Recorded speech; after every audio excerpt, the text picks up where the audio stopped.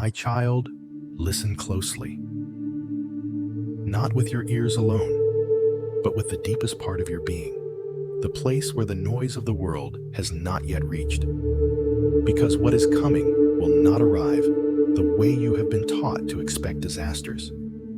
There will be no trembling ground, no roaring sky, no warning sirens cutting through the air. There will be no countdown, no final alert telling you to prepare. It will arrive in silence. One moment, the world will still be glowing. Streets lit, screens alive, cities breathing through electricity. And then, without transition, the light will vanish. Not slowly, not partially, completely, as if it had never existed. And in that instant, humanity will discover something it has long forgotten, that it does not know how to live without the systems it trusts to always be there. You are hearing these words not by accident. You are not here because you are better than others, not smarter, not stronger, not more worthy. You are here because you possess something the modern world has neglected the ability to adapt. While many learn to depend, you learn to observe. While others assumed someone would always fix what breaks you, understood that sometimes no one comes. The world you live in is powerful, but it is fragile. Electricity holds water in motion. It keeps food, cold medicine, stable order intact. It connects voices across distance and time. And when that power disappears, darkness is not the only thing that arrives. Truth arrives with it. The truth of dependence. The truth of vulnerability. The truth that comfort has quietly replaced readiness. Do not misunderstand this darkness. It is not punishment. It is not wrath. It is exposure. It is a test, not of strength, but of awareness. Not of courage, but of discipline. Not of those who wait for rescue, but of those who know that preparation itself is faith in action. The world has taught you to feel safe when outlets hum and signals are strong. It has trained you to fear silence and fill every moment with information. But when the lights go out, fear will not come from hunger first. It will come from not knowing. And uncertainty, when shared among crowds, becomes panic. You will see this quickly. When power fails, the world will not grow quiet. It will grow loud. Cars frozen in intersections. Elevators stalled between floors. Voices raised in confusion, then in anger. People asking questions no one can answer. And in those first hours, the distance between order and chaos will be no wider than a single poor decision. Understand this now. Survival does not begin with movement. It begins with awareness. Those who rush into the streets will believe they are being proactive, but many will only be carrying their fear into dangerous places. Those who pause, assess, and remain calm will already be ahead.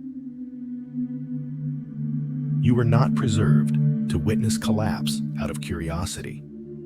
You are preserved to understand how to move through it. Because this darkness will not resemble the brief outages you remember. It will not test minutes or hours. It will test days, weeks, and the endurance of those who assume that normal will return on its own. Some will wait. They will sit still, believing the light will come back as it always has. But as hours stretch into days and systems remain silent, hope without action will decay into despair. And despair leads people to choices they cannot undo. You are different, not because you lack fear, but because you understand. It must be governed, not followed. You know this is not a moment for proving yourself. It is a moment for preserving yourself. Not a time to seek attention, but a time to become unseen. Remember this from the beginning.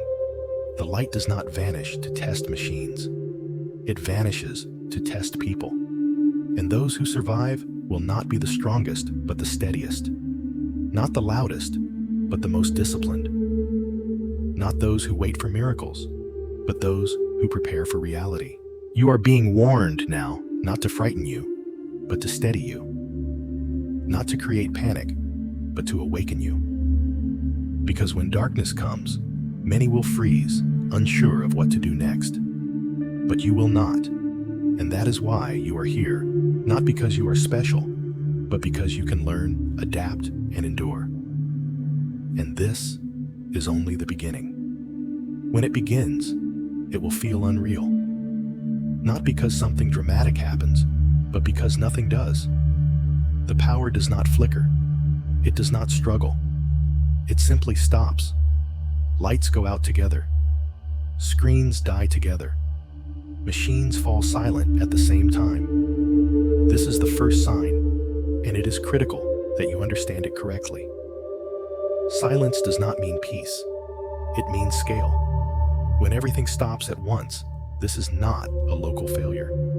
This is not a neighborhood problem or a temporary disruption. It is wide, it is deep, and it will not resolve quickly. In that moment, your greatest enemy is assumption. Do not assume help is on the way. Do not assume the lights will return in minutes. And do not assume others understand what is happening. Your first task is not movement. It is awareness. Look around you. Who is with you? Where are you? What still works? Calm assessment. In the first minutes, will save more lives than any rushed action. As the realization spreads, the world will grow louder. Cars will clog intersections where signals once guided them. Elevators will trap the unprepared. Voices will rise as people search for answers that no one can provide. Crowds will gather, not because they know what to do, but because fear draws people together. This is your second sign. Noise, confusion, and uncontrolled movement mean danger is increasing. Understand this clearly. Crowds without information are unstable. Panic spreads faster than truth. The first night is not the time for bravery. It is the time for distance. If you can stay inside, stay inside. Lock doors. Secure windows. Safety in the beginning comes from restraint, not action. The first night is not a test of courage. It is a test of restraint. Everything in you will want to act, to go outside, to check on others, to search for answers, to do something, anything that makes the situation feel less uncertain. But uncertainty is not an enemy to be fought. It is a condition to be navigated. And those who mistake movement for control will place themselves in danger before danger ever finds them. Inside your home, darkness will change the familiar. Rooms you know by heart will feel different when sight can no longer guide you. This is the third sign. Darkness does not simply remove light, it removes habit. You must now move deliberately, intentionally. Light becomes a tool, not a comfort. Use it only when necessary. Every flame, every battery, every moment of brightness must have purpose. Comfort wastes resources. Discipline preserves them. Fire will return to daily life, and with it risk. Candles tip, flames catch, smoke builds unnoticed. In the dark, a small mistake can become a fatal one. Fire will not announce when it has turned against you. It will simply take what it can. Respect it, control it, never trust it to remain harmless. Then comes a quieter loss, one that many will not notice until it is too late. Water. Electricity feeds water more than most people understand. Pumps work silently, reliably, invisibly, until they do not. When they stop, taps will follow. This is the fourth sign. If water still runs, you are being given a narrow window of mercy. Do not waste it debating. Do not delay hoping for clarity. Fill what you can while you can. Containers, bottles, tubs, anything clean. Clean water is more valuable than food. Hunger weakens slowly. Thirst kills decisively. Do not waste water washing floors or chasing cleanliness beyond necessity. Survival changes priorities. Drink, cook, preserve life. Everything else can wait. As hours stretch on, the illusion of preservation begins to decay. Cold is borrowed from power. Refrigerators do not create cold, they borrow it. When power leaves, warmth returns and food begins to spoil quietly. This is the fifth sign. What once felt secure becomes a liability. Eat what will turn first. Cook what cannot last. Do not open storage repeatedly. Every opening steals time you cannot replace. Understand this truth. Hunger itself is not the immediate threat. Poor decisions made while hungry are. Rationing is not starvation. It is strategy. Those who panic and consume everything early will suffer first when nothing remains. Then comes the collapse that many fear most, though few understand. Information. Screens go dark. Signals vanish. The internet, once constant, becomes silent. This is the sixth sign. And into that silence, voices rush in. Rumors, assumptions, half-truths spoken with certainty, fear dressed as information. Many will move based on what they hear rather than what they know. This is how danger multiplies. If you have a radio, it becomes precious. Use it wisely. Listen more than you act. Information without confirmation is another form of darkness. Not every message requires response. Not every warning is true. Those who chase every report will exhaust themselves and walk into uncertainty blind. Those who wait for patterns, for consistency, for clarity, live longer. These first signs are not meant to terrify you.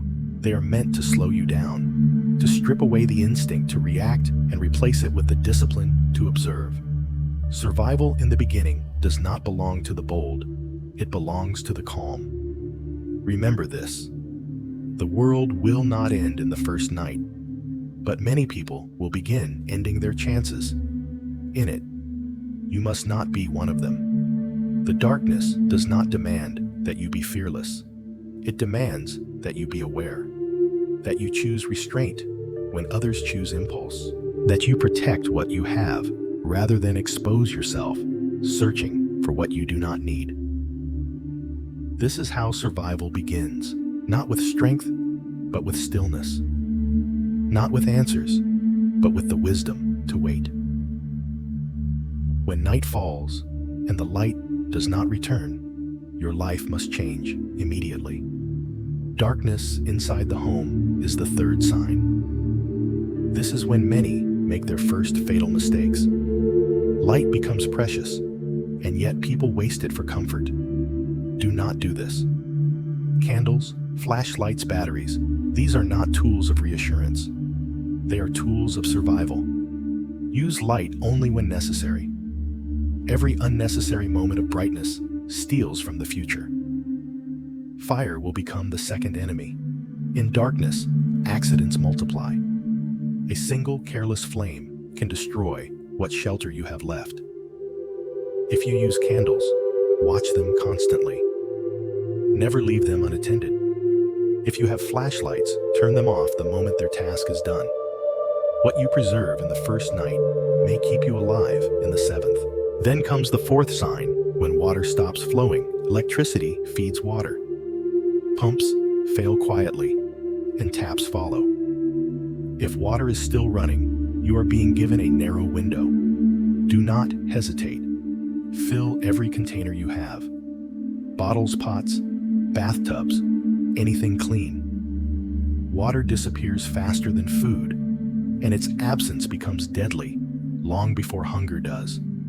Do not waste it washing. Do not waste it cleaning. Drink, cook, survive. Remember, this clean water is not convenience. It is life. When water becomes scarce, time itself changes. Hours no longer pass unnoticed. Every sip carries weight. every choice echoes forward. This is where many people reveal how deeply they believed systems would always protect them. When the tap runs dry, the mind must become disciplined, or it will become desperate, and desperation is dangerous. As night deepens and the silence grows heavier, another quiet enemy begins its work spoilage. Cold was never permanent. It was borrowed from power. When electricity vanishes, warmth returns, and with it, decay. This is the fifth sign. Refrigerators will hum no more. Freezers will soften. Food that once felt secure will turn uncertain without sound or warning. Do not open cold storage out of habit. Habit belongs to another world. Each opening releases hours of preservation you will never regain. Eat what spoils first. Cook what cannot last. Share meals intentionally, not impulsively. Hunger will not kill you quickly, but the decisions you make while hungry may. Understand this now. Survival is not about fullness. It is about longevity. Rationing is not cruelty. It is wisdom stretched across time. As physical comfort erodes, the mind searches for certainty. This is when the final collapse of the early stage arrives, the collapse of information. This is the sixth sign. Screens remain dark. Networks do not return. The constant stream of updates that once shaped reality disappears. In its place, stories spread. Whispers become warnings. Assumptions become conclusions. Fear learns how to speak confidently. You must guard yourself here. Information without verification is another form of darkness. If you have a radio, it becomes invaluable, but only if you use it with restraint. Listen at set times. Write down what you hear.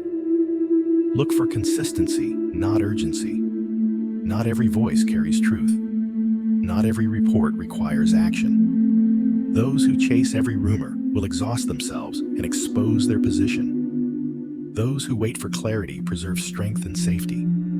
This is also the moment when many feel the urge to leave, to go searching for light, for help, for certainty elsewhere. Resist this impulse unless necessity demands it. Movement without knowledge multiplies risk. Staying put, when safe, conserves energy, water, and awareness. Inside the home, routine must begin to replace reaction. Sleep when darkness deepens. Rise with the light. Eat at regular times. Drink deliberately. The body survives best when rhythm is preserved, even when the world outside loses its own. Darkness tests more than supplies. It tests the mind. Without constant stimulation, fear finds room to grow. You must not allow chaos outside to become chaos within. A steady mind outlasts a strong body. Remember, light was never your only guide. Discipline is. As the hours stretch into days, you will begin to notice something else. People change. Voices outside shift in tone. Movement becomes purposeful or predatory. This is not the time to be seen. Light reveals position. Sound invites attention. Silence used wisely protects. Secure your space without announcing it. A home that looks ordinary draws less interest than one that looks fortified. Safety does not come from appearing strong. It comes from appearing unremarkable. Cleanliness remains critical. Wounds, even small ones, become dangerous without medical systems. Wash hands when possible. Clean injuries immediately. Cover them. Infection waits patiently and does not announce itself until it is too late. Waste must be managed carefully. Dispose of it far from living areas. Disease spreads fastest where neglect is allowed to settle. Survival is not heroic. It is meticulous. As nights pass without light, the world will feel smaller, quieter, heavier. This is where many lose hope. not because the situation is impossible, but because it is prolonged. Endurance becomes the challenge. You must remember why you conserve, why you wait, why you move slowly. Every careful decision builds distance between you and those who fall to panic. Clean water remains sacred. Food becomes measured. Information becomes filtered. And through all of this, awareness remains your greatest ally. The darkness inside the home is not meant to break you. It is meant to reshape you, to strip away dependence and reveal capability, to show you how little is truly required to live and how much is required to live wisely. This is not the end of comfort. It is the beginning of clarity. And those who learn quickly will still be standing when others begin to fail. As hours pass, comfort begins to rot. Cold depends on power. Refrigerators will warm. Freezers will fail. Food that once felt secure will quietly turn against you. This is the fifth sign. Eat what spoils first. Cook what cannot be preserved. Do not open cold storage repeatedly. Every opening releases hours of protection. Hunger itself is slow. Poor decisions are fast and final. Then comes the sixth sign, the death of information. Screens go dark. The internet falls silent. Truth becomes scarce. In this vacuum, rumors thrive. Fear will travel faster than facts, and many will move based on whispers rather than reality. If you have a radio, it becomes your lifeline.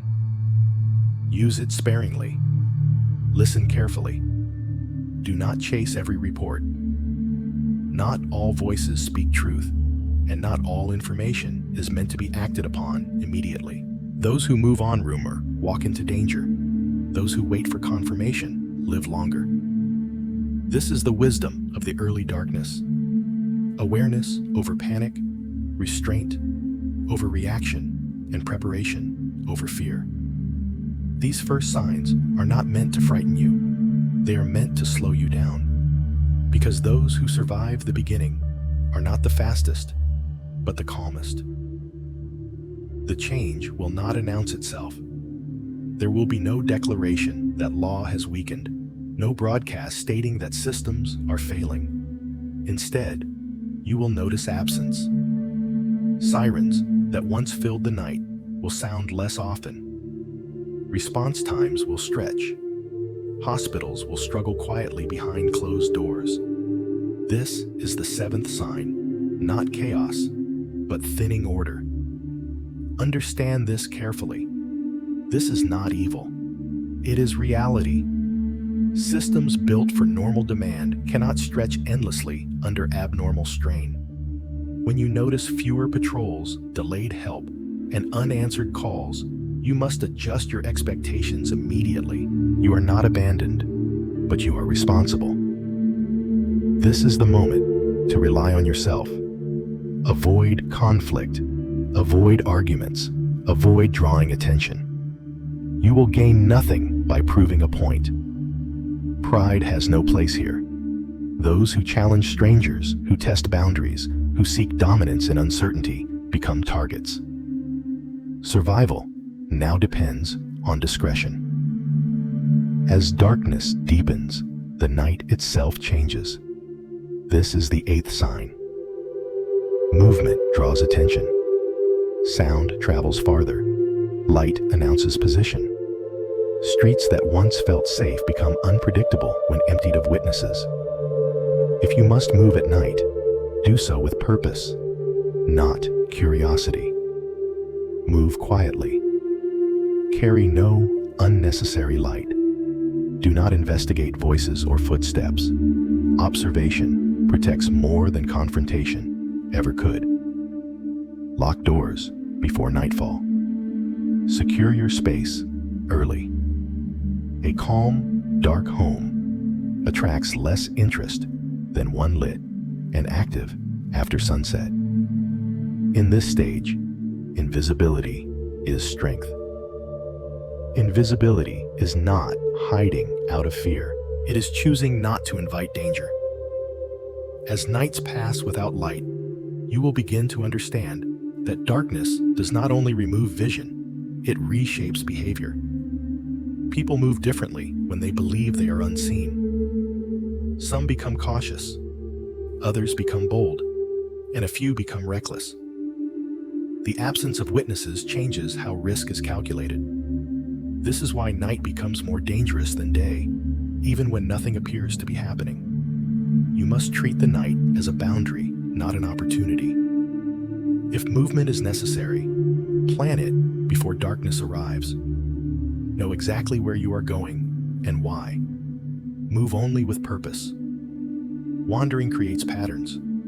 Patterns invite attention. Attention invites questions, and questions in this world are rarely harmless. Inside your shelter, discipline must deepen. Sound control matters. Conversations should be low. Doors should open and close deliberately. Even small noises carry farther than you expect when the world is quiet. Silence does not mean emptiness. It means amplification.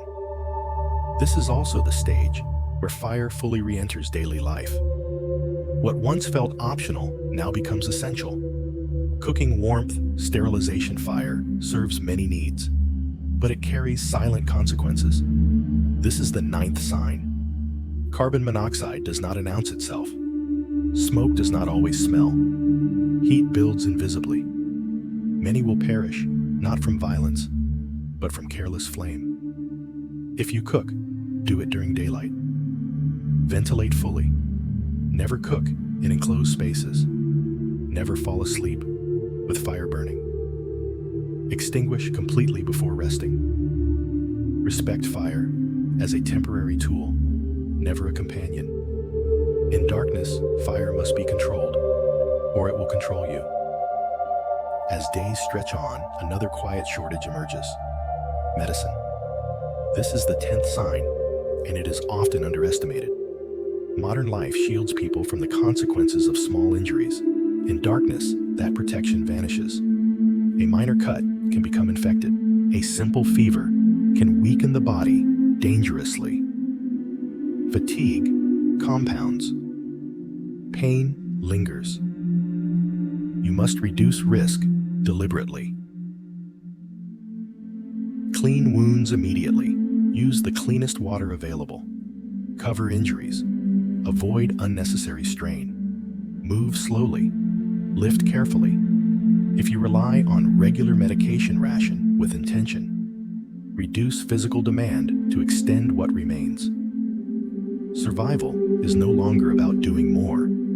It is about doing less better. Your body becomes a finite system. Treat it accordingly.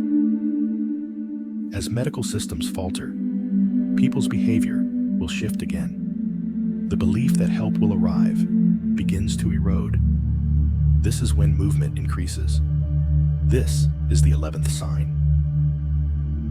People leave their homes in search of answers, of supplies, of reassurance, of authority. Groups form around rumors. Crowds gather around uncertainty. Hope, when unsupported by information, becomes volatile, and volatility does not stay contained. If you see crowds forming, distance yourself. Crowds without structure turn unpredictable. Desperation changes quickly into aggression when expectations are not met. The danger here is not malice, it is momentum. If you must leave your shelter, do so early in the day. Return before nightfall. Travel light. Travel quietly. Know your route. Know your exit. And never travel simply to see what is happening. Curiosity is expensive. This is where many misunderstand the idea of defense. Survival is not dominance. This is the 12th sign. Defense begins long before confrontation. It begins with avoidance, with retreat, with choosing not to be present when tension peaks. A calm voice diffuses more danger than force ever could, but silence often diffuses more than speech. If threatened, disengage early. Leave before pride convinces you to stay. Pride has ended more lives than weakness ever has. You are not meant to win conflicts. You are meant to outlast them. As danger shifts from systems to people, your strategy must shift as well. Strength becomes subtle. Visibility becomes liability. Discipline becomes protection. This is the phase where many strong individuals fall, not because they lack ability, but because they misjudge the environment. They act as if the old rules still apply. They speak as if authority still governs behavior. They move as if witnesses still restrain violence. They are wrong. The world has entered a quieter, sharper stage. One where consequences arrive without warning, where mistakes are not corrected, where survival belongs to those who observe first and act last. You must become someone who leaves no trace. No excess light, no repeated patterns, no visible stockpiles, no unnecessary explanations. Help others when you can, but never in ways that reveal your capacity. Compassion without discretion becomes vulnerability. Share quietly. Assist selectively. Protect your core first. This is also where mental discipline becomes essential. Isolation. Fear and uncertainty strain the mind. You must counter this deliberately. Establish routines. Assign tasks. Maintain order inside, even as order fades outside. Routine anchors the mind. Purpose steadies it. Restraint preserves it. Sleep must be protected. Exhaustion erodes judgment faster than hunger. Rest is not weakness, it is maintenance. A tired mind misreads danger and invents threats where none exist. Hygiene remains critical. Disease spreads fastest when people abandon care. Wash hands when possible. Manage waste away from living areas. Cleanliness is not comfort, it is prevention. Remember, you are not witnessing the worst yet. You are witnessing the transition. This stage is where behavior sets trajectory. Those who learn to move quietly, think clearly, and avoid unnecessary exposure will carry that advantage forward. Those who seek control, confrontation, or certainty through force will draw consequences they cannot manage. The darkness is no longer testing systems. It is testing judgment. And judgment once lost is rarely regained. This is why invisibility, discipline, and restraint are not optional here. They are the difference between lasting and falling away. The night has changed. So must you. As systems fail, old methods return. Fire becomes necessary again. Cooking warmth and light depend on flame. This is the ninth sign. What once felt primitive becomes essential and dangerous. If you cook, do so during daylight. Ventilate carefully. Never cook in closed spaces. Carbon monoxide does not warn. It does not smell. It simply takes. Fire must never be left unattended. Never sleep while a flame burns. Extinguish completely before resting. In darkness, fire is a servant that turns into a master without notice. Then comes the 10th sign, when medicine runs low. Modern survival depends heavily on systems most people never see. When those systems fail, small problems become serious. Minor cuts infect. Simple illnesses linger. Fatigue becomes dangerous. This is the moment to reduce risk deliberately. Clean wounds immediately. Use clean water. Cover them. Avoid unnecessary strain. If you take regular medication, ration carefully and reduce physical stress wherever possible. Your body is now your responsibility in full. Strength is no longer measured by effort, but by preservation. As medicine thins and the body becomes more fragile, you will begin to notice a shift, not only in physical limits, but in behavior. This is the 11th sign, and it arrives subtly. People begin to move, not all at once, not in panic at first, but with intent, shaped by need. Some leave their homes searching for food. Others search for information. Others search for authority, hoping someone somewhere still knows what to do. Movement increases as patience erodes, and with movement comes friction. Paths cross, resources overlap, expectations collide. Crowds begin to form, not because people agree, but because they are afraid to be alone. And fear, when gathered, does not remain passive. It amplifies, it hardens, it turns inward and outward at the same time. This is when hope becomes unstable. People believe they are close to relief simply because they are no longer still. But motion without clarity does not lead to safety. It leads to exposure. Crowds searching for answers grow unpredictable because they are fueled by desperation rather than direction. The longer the darkness lasts, the more these groups begin to fracture. And when they fracture, violence becomes a possibility, not because people want it, but because tension has nowhere else to go. You must understand this clearly. It is not cruelty that makes crowds dangerous in prolonged crisis. It is momentum. One raised voice becomes 10. One shove becomes chaos. One rumor becomes a reason. If you see groups forming especially around supply points, rumors, or visible authority, distance yourself immediately. Distance is not abandonment. It is survival. If you must move, move early before crowds solidify. Go with purpose, not curiosity. Know exactly where you are going and exactly when you will return. Travel light.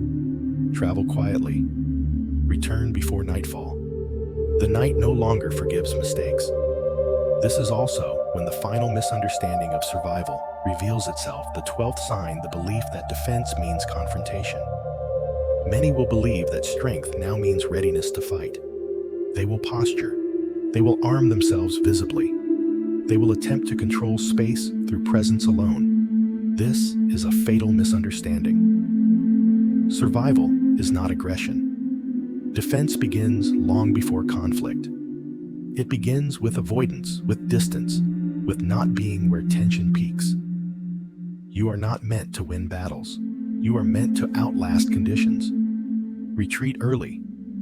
Leave before pride convinces you that standing your ground proves something. Pride does not preserve life. Pride escalates risk. The calm voice, the non-response, the early exit save more lives than any show of force ever could. As days stretch on, you must also accept a harder truth. Help will become conditional. Assistance will be delayed. Systems designed to absorb emergencies will triage, then ration, then fail quietly. This is not abandonment. It is limitation. You must release the expectation that someone else will intervene before consequences arrive. You are responsible now for your safety, your health, your judgment. This does not mean you are alone. It means you must be selective. Know who you trust. Know who drains resources. Know who introduces risk. Cooperation remains valuable, but only when it is deliberate and bounded. Groups that survive do so through coordination, not dominance. Through shared routine, not loud leadership. Through calm distribution of responsibility, not force. If others gather around you, it will not be because you are the strongest. It will be because you are the steadiest. In this stage, routine becomes armor. Wake with the light.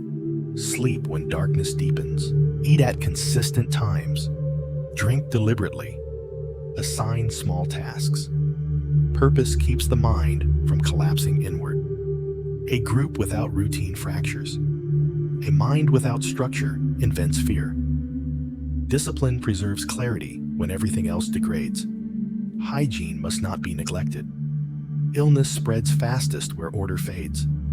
Wash hands whenever possible. Manage waste away from living spaces. Clean injuries immediately. Infection does not announce itself loudly. It waits. Fatigue must be managed aggressively. Exhaustion erodes judgment faster than hunger. Rest is not weakness. It is maintenance. A tired mind mistakes urgency for importance and danger for opportunity. Protect sleep.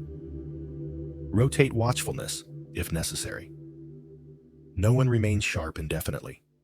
This period will test patience more than courage. The absence of change creates psychological pressure. Fear no longer shouts. It whispers. It suggests that this is permanent, that nothing will improve, that effort is pointless. You must reject this voice, not with blind optimism, but with discipline. Routine counters despair. Measured action counters hopelessness. The goal is not comfort. The goal is continuity. As the days pass, information may return in fragments. A radio crackle, a partial transmission, a rumor that aligns with reality for once. Do not rush toward it. Information without context is another hazard. Wait for consistency. Wait for confirmation across time. Those who flee too early often walk into greater instability. Those who wait wisely see paths others miss. When restoration begins, it will not arrive cleanly. Systems will surge and fail. Crowds will rush supply points. Tempers will flare again. Do not celebrate prematurely. Remain cautious. The habits that kept you alive in darkness will keep you alive in transition. Remember what this period has taught you. You learned how little you truly need. You learned the value of calm over force, patience over speed, awareness over fear. You learned that survival is not dramatic. It is quiet, deliberate, disciplined. The darkness did not come to destroy you. It came to strip away illusions. It revealed dependence so that resilience could grow. It tested not your strength, but your judgment. And judgment once sharpened endures. You were not spared hardship. You were taught how to walk through it awake. And that is why you endure. After days of darkness, movement begins. Some will leave their homes. They will search for food, for light, for answers. This is the 11th sign. When people move without information, crowds form. And crowds without order do not remain peaceful for long. Hope mixed with desperation turns volatile. If you see groups forming, stay away. Distance is protection. If you must leave your shelter, go early, go quietly, and return before nightfall. Travel with purpose, not hope. Wandering invites exposure. This is also when many misunderstand defense. Survival is not aggression. This is the 12th sign. Defense begins with avoidance, with distance, with retreat before confrontation becomes unavoidable. A calm voice diffuses more danger than force ever could. If threatened, withdraw early. Pride kills faster than hunger. You are not meant to win fights. You are meant to outlast them. This stage of darkness shifts the danger from systems to people. And those who survive do so not by dominance, but by discipline. Not by visibility, but by restraint. Not by strength, but by wisdom applied quietly. As this stage settles in, you must recognize that the world you are navigating is no longer shaped primarily by machines or infrastructure, but by human behavior under prolonged uncertainty. Systems failed cleanly. People do not. They fray unevenly. Some harden, some collapse. Some adapt in ways that look calm on the surface and dangerous beneath. This is where discipline becomes the dividing line. Not moral discipline, but practical discipline. The ability to delay reaction, to measure consequence, to act only when action truly improves your position. Many will mistake motion for progress. They will feel that staying still is surrender. It is not. Stillness, when chosen, is control. Movement, when forced by fear, is exposure. You must relearn how to read environments without digital cues. Listen to the rhythm of sound outside your shelter.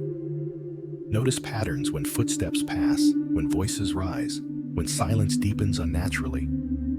Silence can mean safety, but it can also mean watchfulness. You must distinguish between the two. Learn the difference between absence and tension. Your instincts will sharpen if you allow them to work without interference from panic. Hunger will begin to alter judgment in others long before it weakens the body. Watch for this. People who speak faster than they think, who bargain aggressively, who offer stories instead of clarity. These are signs of internal instability. Do not argue with them. Do not correct them. Disengage. The goal is not to convince, but to remain unentangled. Entanglement drains energy resources and attention. Attention is now one of your most valuable assets. Spend it deliberately. You will also notice that time begins to stretch. Days feel longer, nights heavier.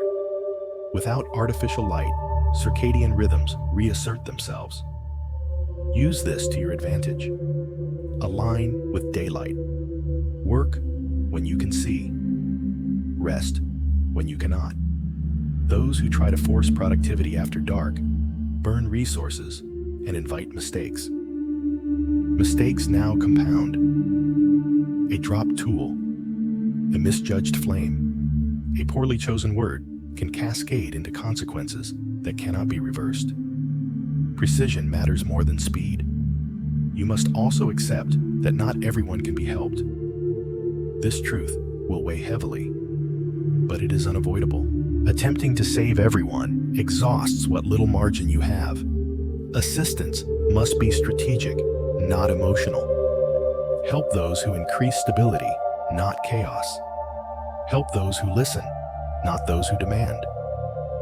Compassion without boundaries becomes a liability. Boundaries preserve the ability to be compassionate longer. As people realize that no immediate rescue is coming, some will attempt to create authority where none exists. Self-appointed leaders will emerge. Some will mean well. Others will seek control as a substitute for certainty. Do not challenge them directly. Power struggles escalate quickly in unstable environments.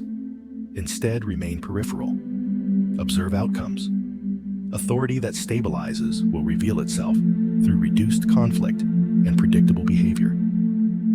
Authority that destabilizes will generate fear punishment and scarcity narratives. Align cautiously, if at all.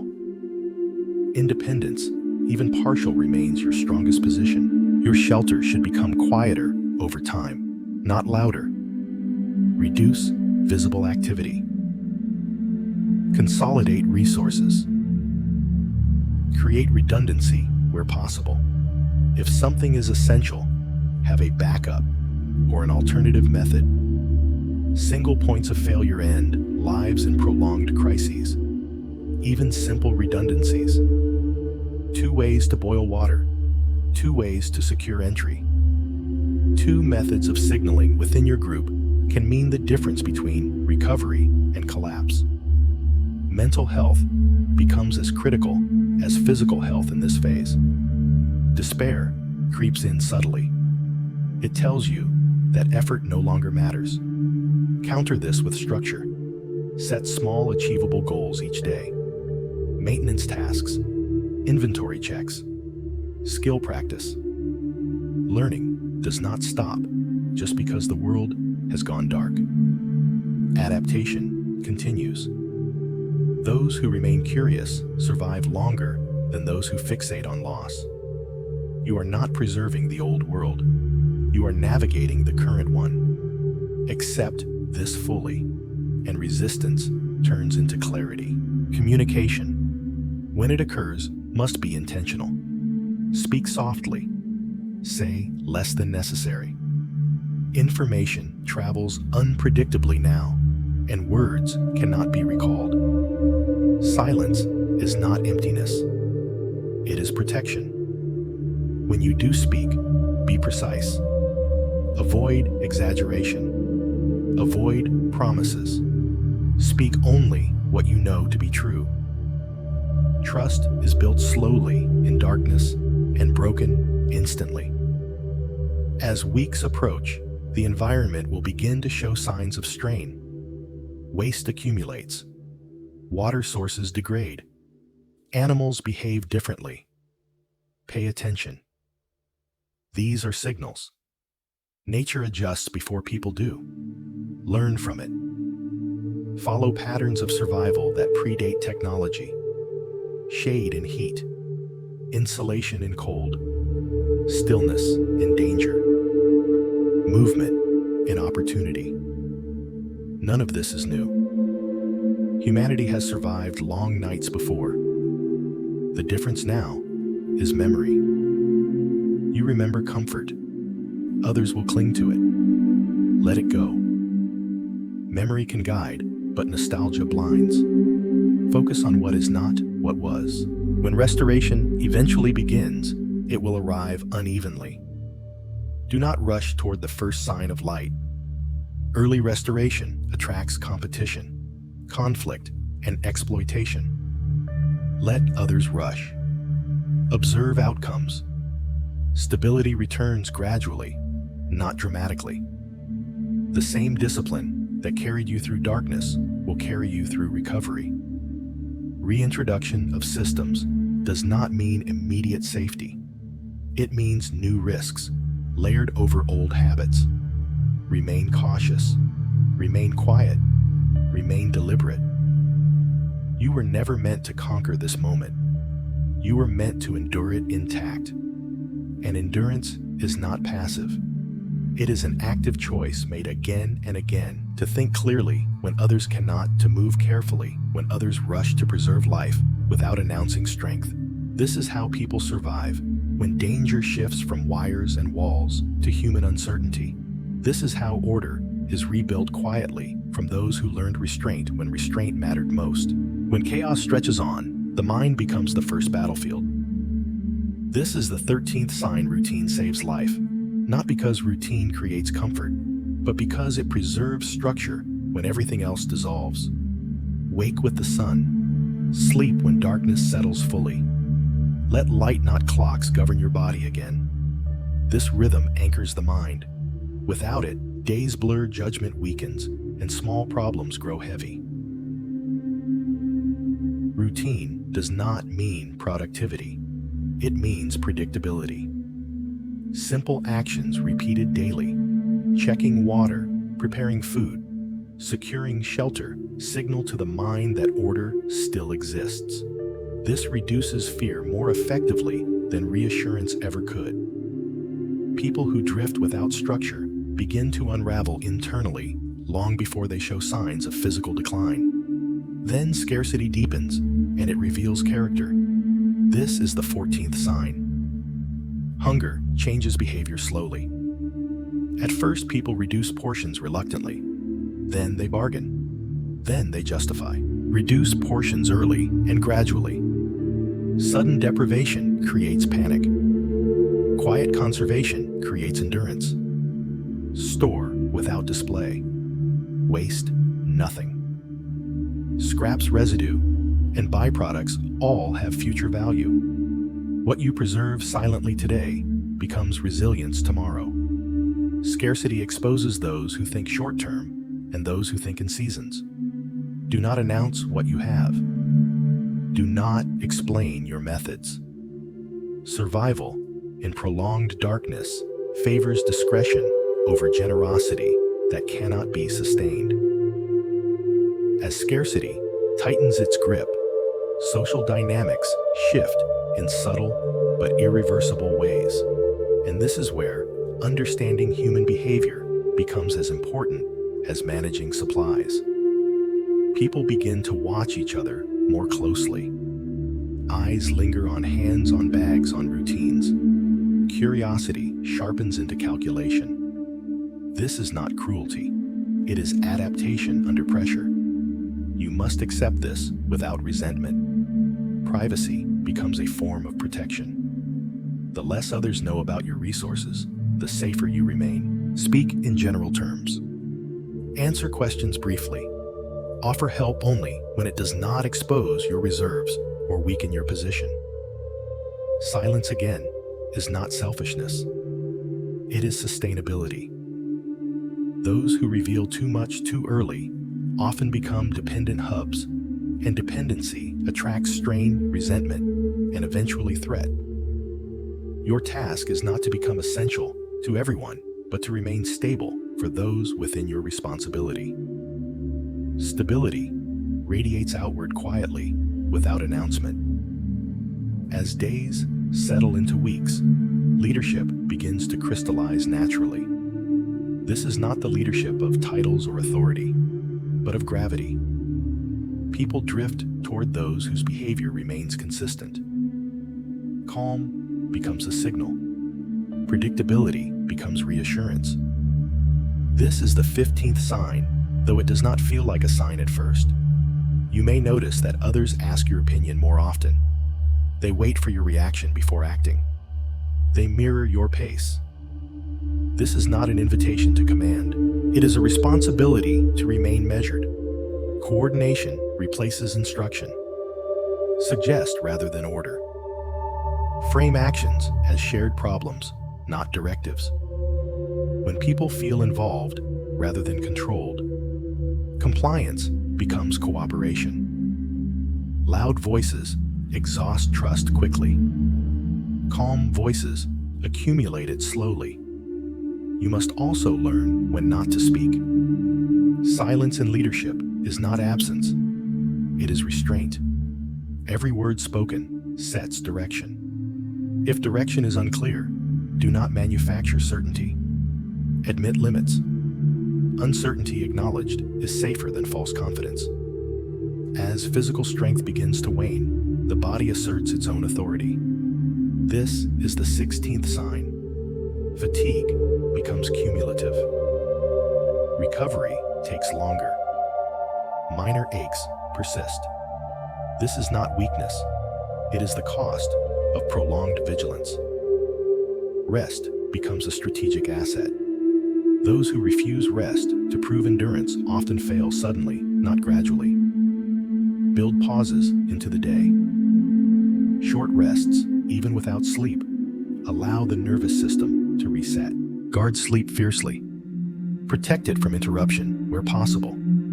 A well-rested mind compensates for a weakened body far better than the reverse. Cleanliness now becomes a silent guardian. Dirt invites illness. Moisture invites decay. Waste invites pests. None of these announce themselves until damage is already done. Simple habits. Washing hands with minimal water.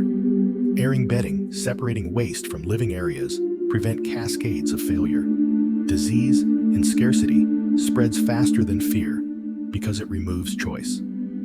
Avoid unnecessary contact, not from suspicion, but from prudence. Health is communal now. One sickness weakens many. Stewardship in this phase means caring for the collective environment without assuming control over others. Influence through example outweighs enforcement. As time stretches further, the mind begins to crave signals of change. This is where danger returns in a new form. The 17th sign arrives quietly through fragments. A radio crackle that hints at restoration. A distant engine sound. A story carried by someone passing through. Partial information stimulates hope, and hope can be reckless if unfiltered. You must resist the urge to act on single data points. One signal is noise. Two may still be coincidence. Patterns are what matter. Consistency across time and sources transforms rumor into direction. Teach this patience to those around you, not through lectures, but through behavior. When others rush, pause. When others speculate, observe. Your stillness becomes an anchor. Fragmented information tempts people to gamble remaining resources on premature movement. Movement is costly. It burns calories, exposes position, and risks injury. Do not spend it on unconfirmed possibility. Wait for alignment, signals that persist, repeat, and converge indicate genuine change. Until then, continuity is survival. As you hold this line, you may feel invisible, even forgotten. This is normal. Quiet leadership rarely feels rewarding in the moment. There are no markers of progress, no applause, no certainty that choices are correct. Measure success differently now. Success is waking with clarity. It is ending the day without new damage. It is maintaining cohesion where fragmentation is easy. It is preserving options for tomorrow. You are not racing toward an end. You are maintaining a position through time. This requires humility. Accept that some days will feel stagnant. Progress in survival is often the absence of loss, not the presence of gain. Accept also that emotional lows will cycle. Let them pass without interpretation. Do not assign meaning to temporary despair. Feel it, acknowledge it, and return to routine. Routine absorbs emotion without needing to resolve it. Over time, this steadiness reshapes identity.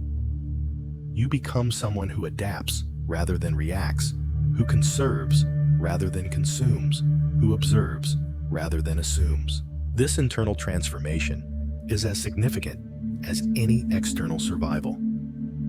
When rebuilding eventually begins, whether slowly or suddenly, those who practice stewardship will transition more smoothly than those who merely endured. Stewardship creates continuity between collapse and recovery. It preserves skills, relationships, and judgment. You are not only surviving a breakdown, you are carrying forward a template for order. This is why chosen leadership is quiet.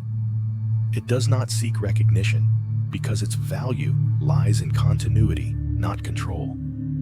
Those who followed calm will remember it. Those who benefited from restraint will replicate it. Order does not return through force. It returns through imitation. And imitation follows those who remained whole. In this way, routine saves more than individual lives. It preserves the possibility of a future that is not defined by the worst moments of the past. As strain continues, trust begins to fracture. This is the 15th sign. People stop following authority and start following calm.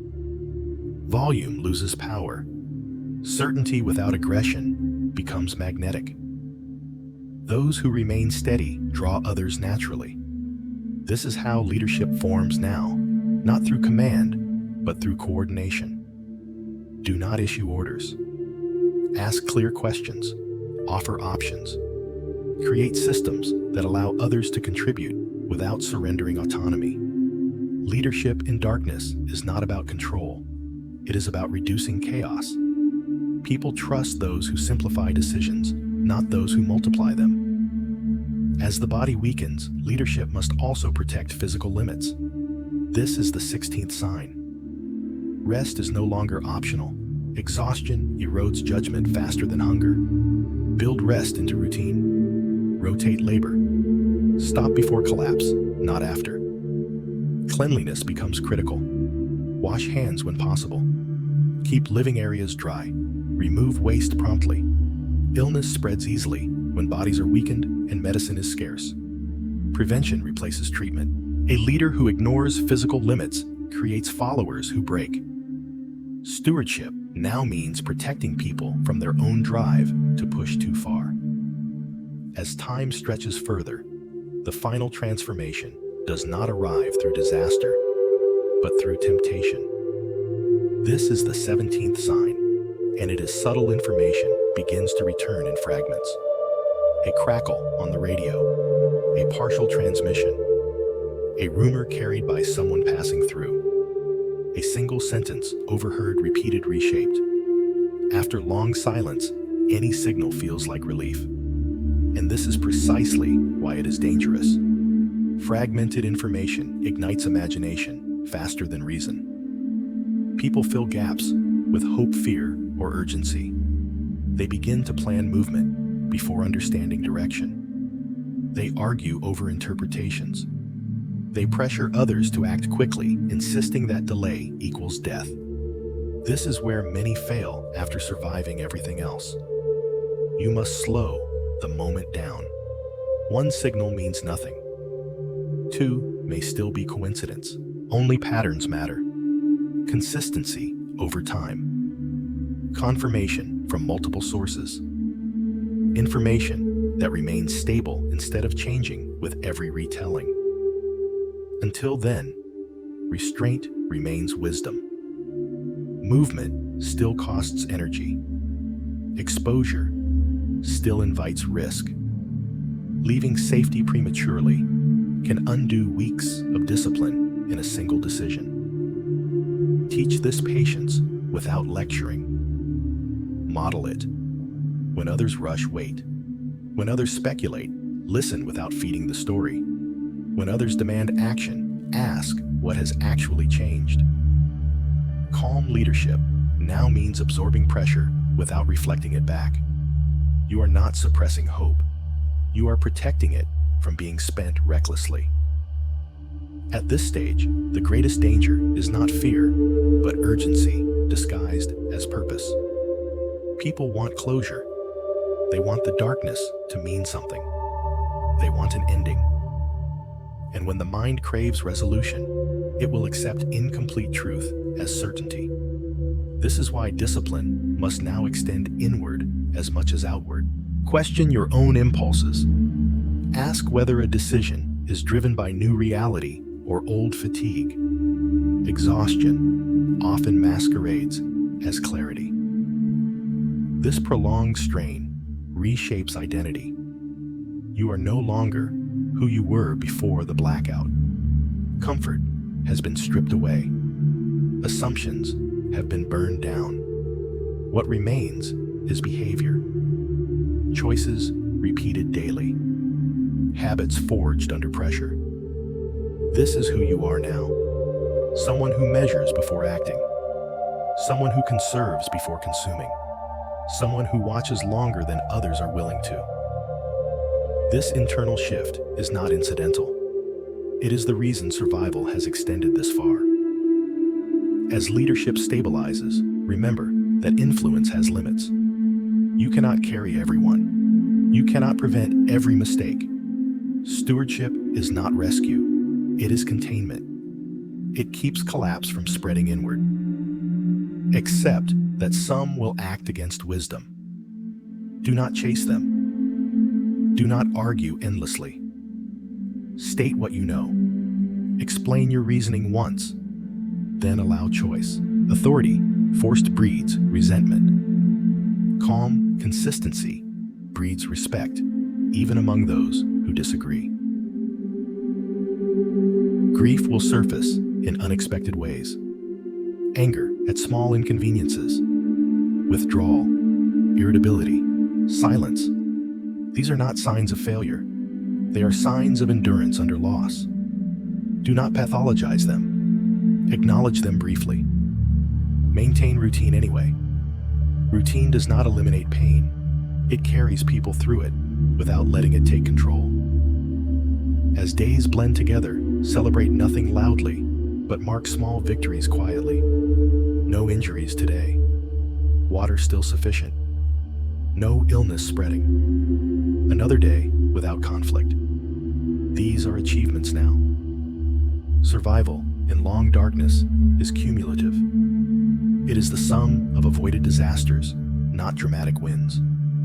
Eventually, if restoration begins, it will not arrive cleanly. Systems will sputter. Power may surge and fail again. Supply points will become crowded. Authority will reassert itself unevenly. This transition phase will be as dangerous as the collapse itself. Those who endured quietly will be tempted to rush forward. Do not. Let systems stabilize before engaging them fully. Crowds at relief points attract conflict. Scarcity does not end instantly because light returns. Patience carried you through the dark. It must carry you through the return. When others ask how you lasted, do not mythologize it. Do not speak of being chosen. Speak of discipline. Speak of routine. Speak of restraint. Make survival reproducible, not mystical. The future depends on whether lessons are shared honestly or obscured by ego. Understand this clearly. The darkness did not make you strong. It revealed the strength that already existed, but had no reason to surface. The lesson was never about enduring powerlessness. It was about discovering agency without comfort. Faith, if you hold it, was not proven by waiting for light. It was proven by acting correctly when light was absent. And when darkness comes again in another form, as it always does, you will recognize it sooner. Not by fear, but by pattern. Not by noise, but by silence. You will know what to preserve, what to ignore, and when to move. And others, whether they name it or not, will look to you, not because you command, but because you remain whole. This is the quiet end of the signs. Not an ending of danger, but an ending of confusion. From here on, survival is no longer reaction. It is practice. Eventually, information begins to return, but not fully. This is the 17th sign. Signals arrive in fragments. A radio transmission here, a distant light there, a rumor that carries a piece of truth. Partial information is more dangerous than silence because it tempts premature action. Do not move on single signals. Wait for patterns. Repetition confirms reality. One report means nothing. 3 aligned reports mean possibility. 5 mean direction. Those who rush toward the first hint of restoration often step into new instability. Teach patience. Teach pattern recognition. Silence between signals is not absence, it is data forming. The calm leader does not chase hope. They measure it. This is chosen leadership. It does not announce itself. It does not seek recognition. It preserves life quietly through rhythm, restraint, and clarity. When the world begins to reassemble, it will be guided not by the loudest voices, but by those who learned how to remain whole when everything else fell apart. As restoration approaches unevenly, another discipline becomes essential: resisting the urge to reinterpret the past too quickly. When fragments of normalcy appear, the mind wants to assign meaning, to declare lessons complete, to believe the trial has ended. This instinct is premature. Recovery is not a moment. It is a phase, and phases contain their own dangers. Power may return for hours and disappear again. Communications may flicker without coherence. Authority may issue instructions that contradict one another. In this environment, emotional whiplash can undo hard-earned stability. Chosen leadership remains anchored by the same principles that carried survival through the dark measured response verification before movement and continuity of routine, even as conditions shift.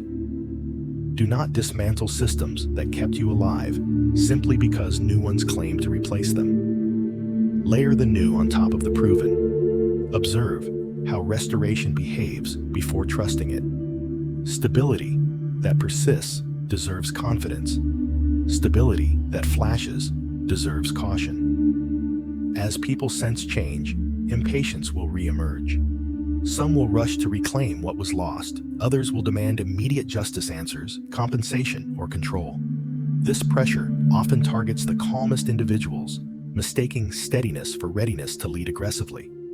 Resist this pull. Leadership now is still stewardship. It is setting boundaries, not accelerating demands. It is reminding others that systems recovering under strain break easily when overloaded. Encourage pacing. Encourage redundancy. Encourage patience even when hope surges. Hope is powerful, but unmanaged hope becomes recklessness.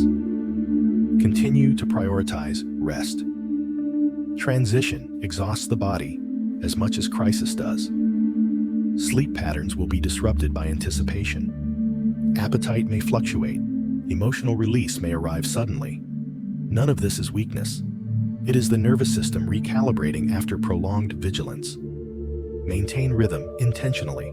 Eat regularly even when food availability improves. Sleep when possible even if activity increases.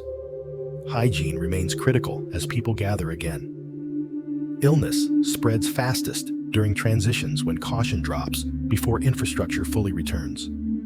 The quiet leader anticipates this and reinforces preventive habits without fear-based messaging.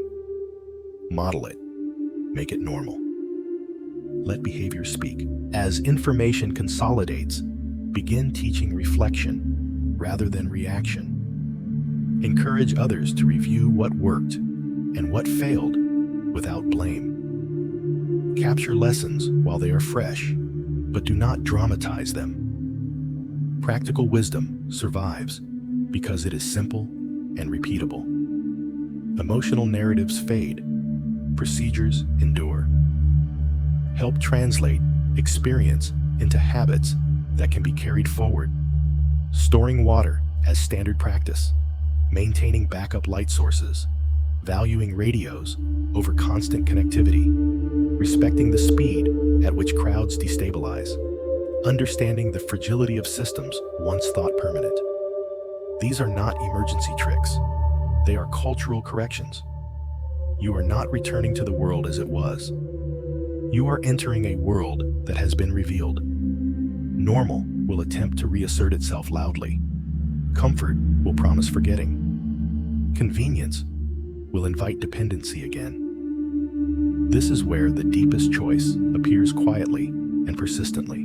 Do you discard awareness once it is no longer required, or do you integrate it permanently? Chosen leadership chooses integration. It does not live in fear of collapse, but it does not deny the possibility either. It prepares without obsession, watches without paranoia, and acts without urgency. It understands that resilience is not an emergency posture. It is a lifestyle of moderation, redundancy, and discernment. As authority reconstitutes, cooperate without surrendering judgment. Systems are necessary, but they are not infallible. Participate constructively while maintaining personal preparedness. Encourage others to do the same, not through alarm, but through example. Over time, this behavior normalizes resilience without sensationalism. Communities that adopt it quietly are less shocked by disruption and less tempted by panic. If asked why you remain measured when others celebrate, answer simply. Say that steadiness served you well before, and it still does. Do not elevate yourself as a survivor apart. Frame endurance as learnable. Invite others to adopt practices without hierarchy. This preserves social cohesion and prevents resentment. Remember that not everyone endured the darkness equally. Some carry loss you cannot see. Be patient with uneven recovery. Calm leadership accommodates variance without judgment. As weeks pass and systems strengthen, you may feel an unfamiliar emptiness. Purpose that once revolved around survival loosens. This is normal. Replace it gradually with service that does not exhaust you. Rebuild skills. Repair relationships. Restore spaces thoughtfully. Avoid the temptation to overcorrect, to fill silence with noise, to drown reflection in distraction. The quiet gained during darkness is valuable. Protect some of it. It sharpens perception and preserves humility. Eventually, the signs fade not because they were false, but because they have been absorbed. The world moves again, but you move differently within it. You notice dependencies sooner. You recognize crowd dynamics earlier. You conserve attention as carefully as resources. This is the true outcome of chosen leadership, not prominence, but perception. When the next disruption comes, whether sudden or slow, you will not require instruction. You will recognize the early signals. You will assess before acting. You will prioritize awareness over panic. And others sensing this will align themselves without being told. Not because you claim authority, but because calm has become your language. This is how survival evolves into stewardship, and stewardship into continuity. The darkness did not end you. It refined you. And refinement once earned does not disappear when the light returns. When light finally begins to return, it does not arrive as a miracle. It does not burst through the darkness with certainty or relief. It comes hesitantly, unevenly, almost reluctantly. A hum before illumination. A flicker before stability. Sound before sight. This is deliberate. Restoration itself is a test, because patience is harder after endurance than during crisis. Many believe survival ends when power returns, but this is not true. Survival reveals its deepest meaning. At the moment, comfort tempts you to forget. Systems will not stabilize instantly. Supply chains will stutter. Authority will reassemble imperfectly. Crowds will rush too soon. Surges will break what is fragile. Those who celebrate early often become casualties of transition. This is why light returns slowly, not suddenly. Because restoration without discipline creates collapse in a new form. You may wonder why God did not simply restore everything at once, why the darkness was allowed to stretch, why rescue did not arrive cleanly and decisively. The answer is simple and unsettling. Direct rescue changes nothing. If the lights had returned immediately, habits would have remained intact. Dependence would have deepened. Awareness would have faded. Fear would have been forgotten without being understood. You would have returned unchanged to a world already unstable beneath its surface. Instead, discipline was formed where comfort once ruled. You learned to measure before acting, to observe before moving, to conserve before consuming. You learned how little is actually required to live, and how much of what once felt essential was merely noise. This is transformation, not relief. This is why you were not spared hardship. You were not chosen to avoid the darkness. You were chosen to walk through it awake. Survival was never about endurance of the body alone. Many endured physically and still failed inwardly. Survival was about steadiness of mind, about restraint when panic invited action, about patience when fear demanded urgency, about faith expressed through correct behavior when reassurance was absent. Faith was not waiting for light. Faith was choosing wisely while blind. Faith was locking the door instead of joining the crowd. Faith was saving water instead of assuming abundance would return. Faith was resting when exhaustion tempted pride. Faith was silence when rumor demanded movement. This is the truth few understand. Survival is not accidental. It is the result of countless small decisions made correctly when no one was watching and no reward was promised. You lived because your mind stayed steady, not fearless, but governed, not confident, but disciplined, not powerful, but clear. And this clarity reshaped you. You no longer believe systems are permanent. You no longer confuse noise with safety. You no longer mistake motion for progress. The darkness stripped illusions gently but thoroughly. When restoration continues and the world begins to resemble its former shape, you will notice something unsettling. Many will rush to forget. They will frame the darkness as an anomaly, a fluke, something not worth remembering. They will rebuild dependence quickly because dependence feels like peace. Do not argue with them. Do not preach. Teach by example. Keep some routines. Keep some reserves. Keep some silence. Not because you fear the dark, but because you understand it. Preparedness is no longer anxiety for you. It is wisdom integrated into daily life. And when others ask how you survived, they will not be asking about supplies or tactics. They will be asking about composure, about clarity, about how you did not lose yourself when everything else fell apart.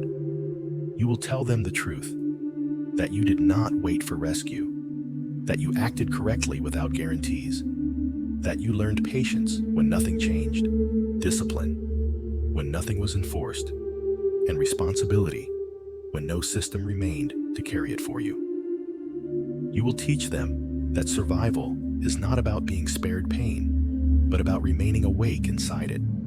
That hardship does not select the strongest, but the most measured. That faith is not passive hope, but practiced obedience to wisdom in the absence of certainty.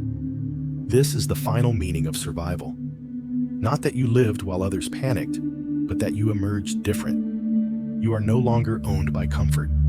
You are no longer ruled by fear of loss. You have seen how quickly structures dissolve and how slowly character forms. And because of this, when darkness comes again in another form, you will not be shocked. You will recognize the signs. You will slow down. You will choose well. And you will live not because you were chosen to be spared, but because you were chosen to understand.